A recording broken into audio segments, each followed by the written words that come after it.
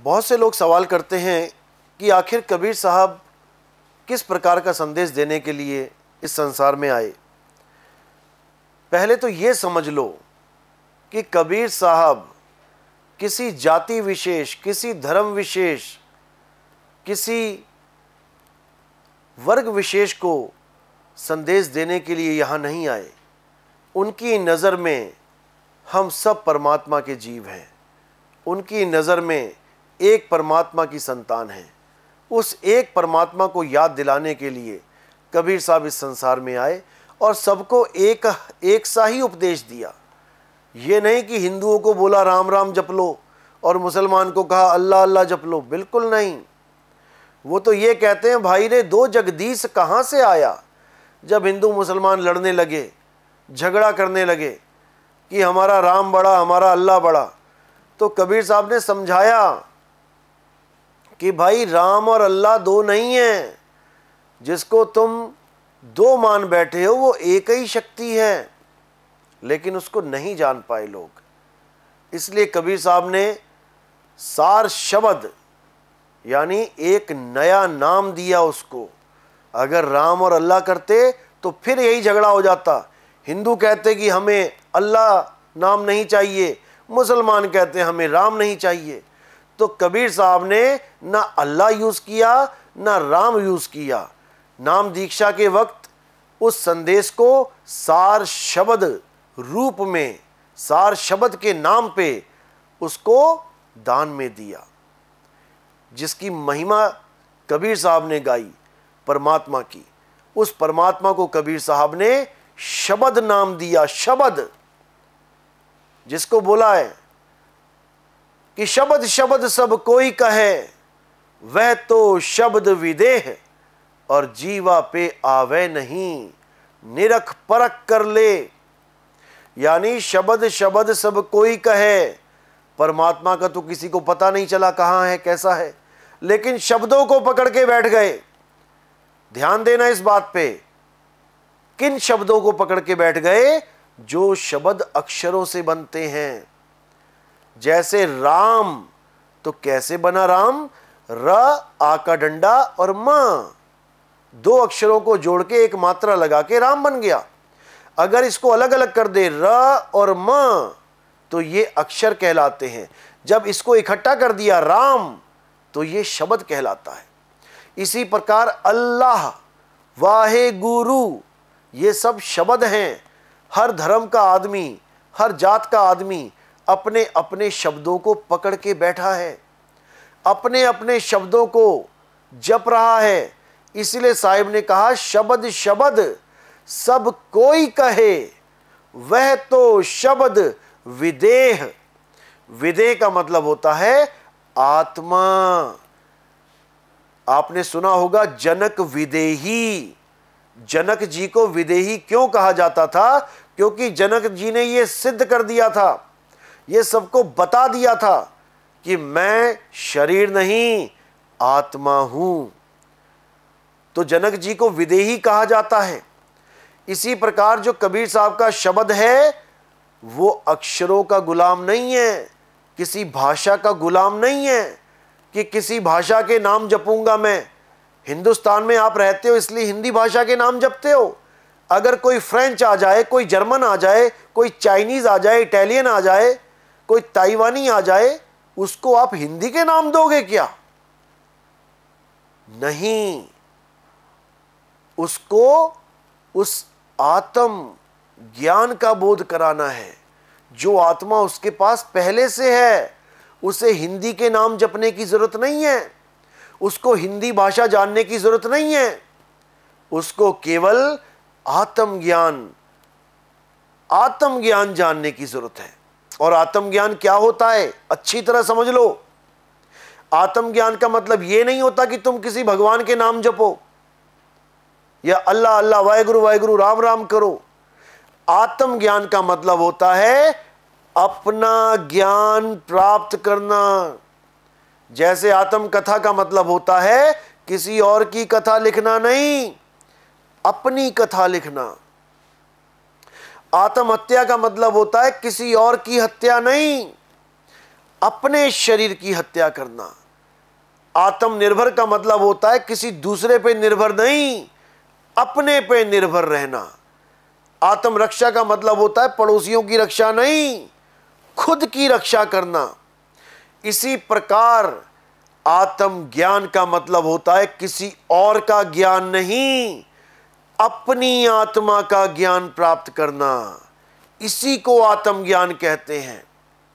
इसीलिए कबीर साहब ने केवल आत्मज्ञान की बात करी है, ना कि मंत्र ज्ञान की, कि हिंदी पंजाबी उर्दू फारसी के नाम जप के तुम सोच रहे हो कि तुम्हारी मुक्ति हो जाएगी। अरे ये अक्षर हैं, इंसानों के द्वारा बनाए गए अक्षर हैं, जीभ से, होंठ से, कंठ से बोले जाने वाले अक्षर हैं। अगर किसी की जीभ ना हो तो वो भगवान का नाम ना ले पाए। लेकिन कबीर साहब ने बिल्कुल खंडन कर दिया। उन्होंने कहा, जल में मीन प्यासी और मोहे देखत आवे हासी, आत्म ज्ञान बिना नर भटके, कभी काबा कभी काशी। मुसलमान भाई आत्म ज्ञान यानी परमात्मा को प्राप्त करने के लिए काबा में जा रहे हैं। हिंदू भाई आत्म ज्ञान यानी परमात्मा को प्राप्त करने के लिए काशी में जा रहे हैं। लेकिन कबीर साहब कह रहे हैं कहीं जाने की जरूरत नहीं है, बंदे खोज दिल हर रोज।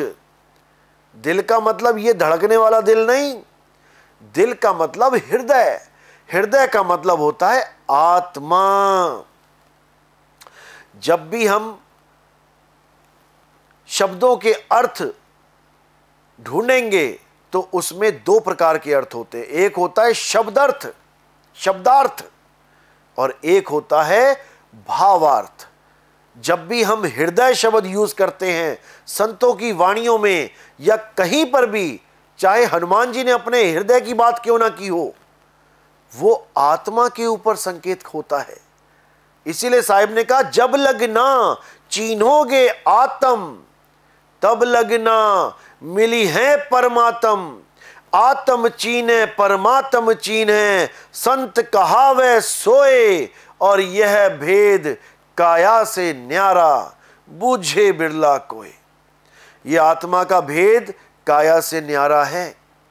कबीर साहब आत्मा का ज्ञान देने के लिए आए थे, ना कि शरीरों की पूजा करवाने के लिए आए, ना कि मंत्रों का जाप करवाने के लिए आए। अरे मोको कहां ढूंढे रे बंदे, मैं तो तेरे पास में। ना मैं जप में, ये सारे जप छोड़ दो। ना मैं तप में, तपस्या करनी छोड़ दो। ना एकांत निवास में, ये जंगलों में जाना छोड़ दो। वो तुम्हारे हृदय में विराजमान है। जंगल में क्या ढूंढने जा रहे हो? घर बैठे परमात्मा मिलेगा। गुरु ग्रंथ साहब में साफ बोला गया है, हृदय नाम ध्याओ और घर बैठे प्रभु पाओ। अपनी आत्मा को जानो। गुरु ग्रंथ साहब में बताया गया परमात्मा कहां वास करता है, वो राम कहां छुपा हुआ है। आत्म ही राम, राम में आत्म, चीनस गुरमुख विचारे। वो हमारा रमता राम हमारी आत्मा में छुपा हुआ है।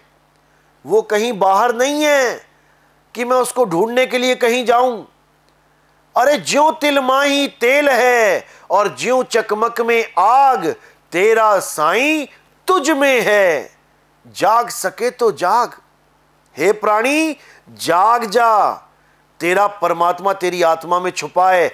अगर तू अपनी आत्मा में ना खोज के संसार में खोजता है तो तेरी हालत उस हिरन के जैसी हो जाएगी कि कस्तूरी कुंडल बसे और मृग ढूंढे वन माही। ऐसे रमता राम है ये दुनिया जाने नहीं।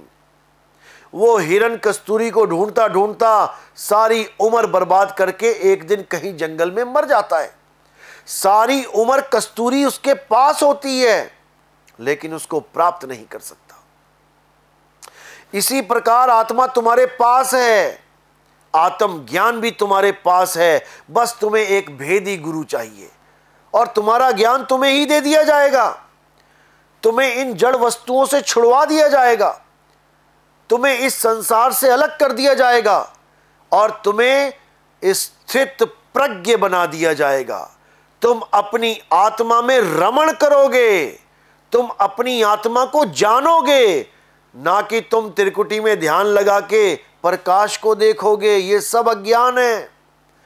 ना मैं प्राण में, नहीं पिंड में, ना ब्रह्मांड आकाश में, ना मैं त्रिकुटी भंवर गुफा में, नहीं श्वासों की श्वास में, और खोजी होए तुरंत मिल जाऊं एक पल की तलाश में। एक पल में तुम्हें एड्रेस पता लगेगा परमात्मा का कि वो कहां रहता है, जब तुम्हें भेदी गुरु मिल जाएगा, उस वस्तु का ज्ञान मिल जाएगा जो तुम्हारे पास ही है। अरे भीखा भूखा कोई नहीं, सबकी गठड़ी लाल, और गांठ खोल देखा नहीं ताते भय कंगाल। वो गांठ खोलने की विधि आपको एक गुरु बताएगा। उस वस्तु को गुरु ही प्राप्त करवा सकता है, उसका भेद गुरु ही बताएगा। अरे वस्तु कहीं ढूंढे कहीं, और कैसे लागे हाथ, गुप्त वस्तु तब मिले, भेदी लीजे साथ, और भेदी लीना साथ में। दीनी वस्तु लखाए, और कोटि जन्म का पंथ था, पल में पहुंचा जाए। करोड़ों जन्म लग जाएंगे उस आत्मा को ढूंढने में, लेकिन जब भेदी गुरु मिलेगा तो तुम्हें पल में आत्मा का ज्ञान करवाएगा, तुम्हें एक पल में बताएगा वो आत्मा कहां विराजमान है। उसके बाद तुमने क्या करना है, सारे ध्यान को, जो तुम्हारा संसार में फंसा हुआ है, उस ध्यान को इकट्ठा करके एक कछुए की तरह अपने आप में स्थित हो जाना है। जैसे कछुआ अपने हाथ पैर निकाल के विचरण करता है, और जब उसके सामने खतरा आ जाता है तो वो कहीं भागता नहीं है, किसी जमीन में नहीं घुसता, किसी पेड़ पे नहीं चढ़ता, किसी झाड़ियों में नहीं भागता, वो जहां पर भी होता है वहीं पे सिमट जाता है। इसी को स्थित प्रज्ञ बोला गया है। यही कबीर साहब कहते हैं, सूरत फंसी संसार में, अरे तासे पड़ गई दूर, सूरत बांध स्थिर करो, आठों पहर हुजूर। उस भटके हुए ध्यान को अपनी आत्मा में लगाओ। तुम्हारी आत्मा में तुम्हारा प्रभु छुपा हुआ है, तुम्हें नहीं समझ में आ रहा, और तुम वन वन फिरते जा रहे हो, तुम पता नहीं कहां कहां जा रहे हो। साहिब कहते हैं, ना मंदिर में, ना मस्जिद में, ना ब्रह्मांड आकाश में, और मोको कहां ढूंढे रे बंदे, मैं तो तेरे पास में। इसको समझना है। वो रमता रमैया राम सब में रमा है, तुझ में राम मुझ में राम, अरे सब में राम समाया, और सबसे कर लो प्रेम, जगत में कोई नहीं पराया।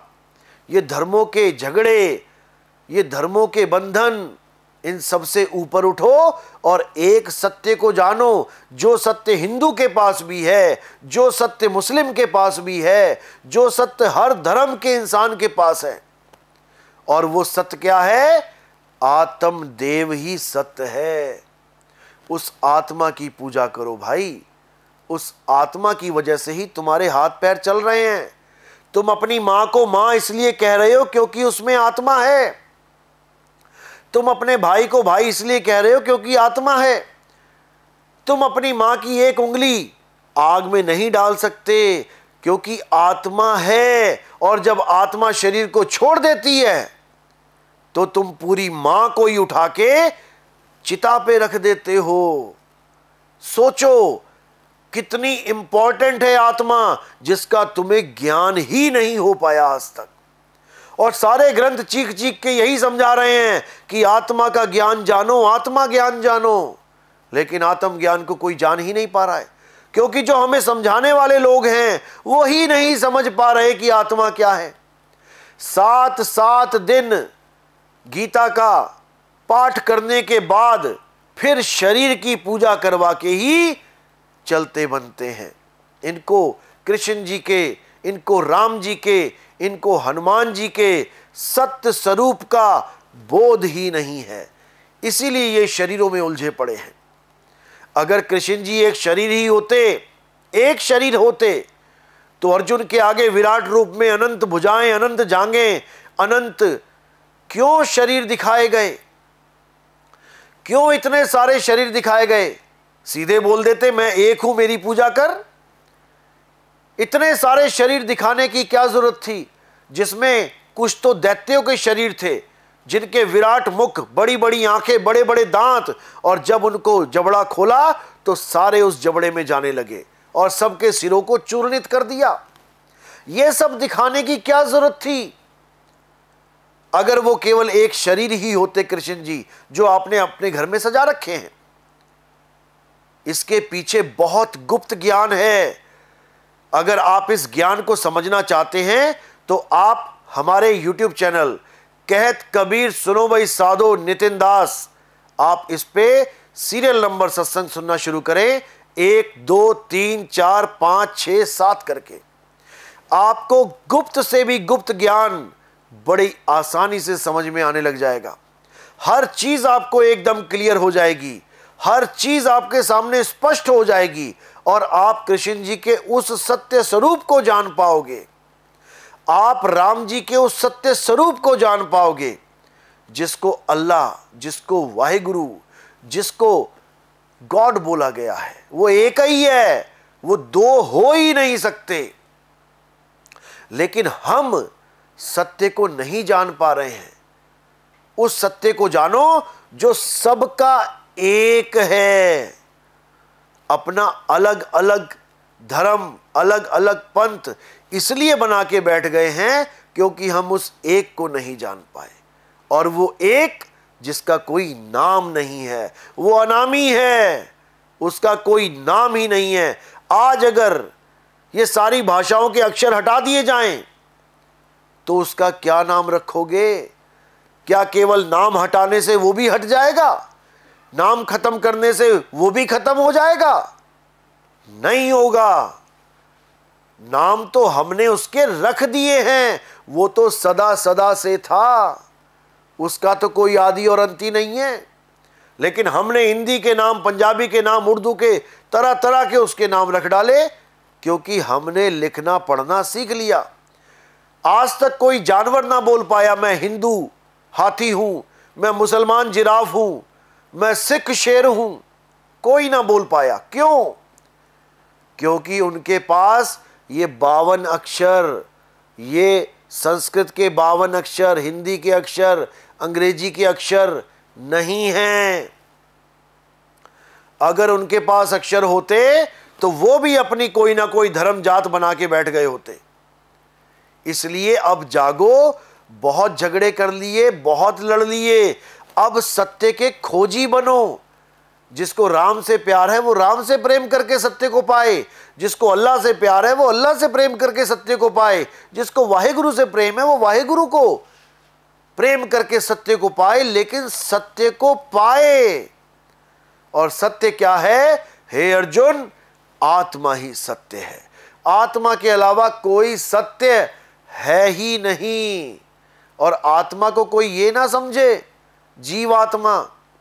आत्मा का मतलब है आत्म देव, देवों का देव, आत्म देव।